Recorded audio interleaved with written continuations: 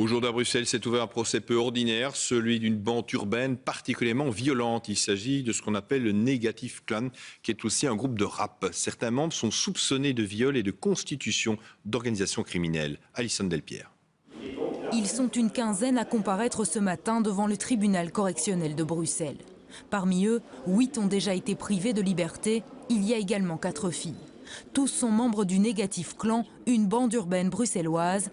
Et ce dossier est particulièrement compliqué pour les autorités judiciaires. C'est le genre de dossier où pour la même personne, elle peut avoir 5 surnoms différents.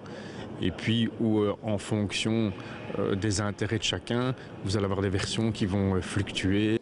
Mais de quoi sont soupçonnés ces jeunes, pour la plupart âgés d'une petite vingtaine d'années? La liste est longue. Il y a des faits d'extorsion, de vol avec violence, de viol.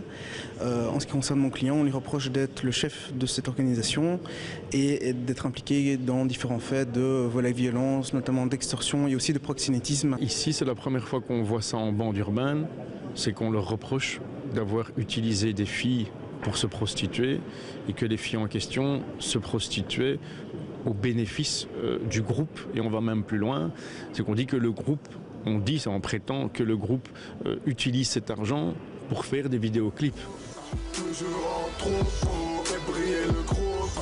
Et leur clip en voici un exemple. Cette bande urbaine est d'abord connue pour être un groupe de rap bruxellois. En juillet 2015, ils donnent même un concert à Bruxelles-les-Bains. Ils seront interpellés un mois plus tard avec l'appui des forces spéciales. Le Negative Clan reprend tous les codes du gangsta rap américain. Argent, drogue, armes, règlement de compte et violence faites aux femmes. Et ce n'est pas que de la fiction. Cette bande serait aussi active dans le trafic d'armes et de drogue. Un groupe de rap côté pile, une bande urbaine d'une violence inouïe côté face.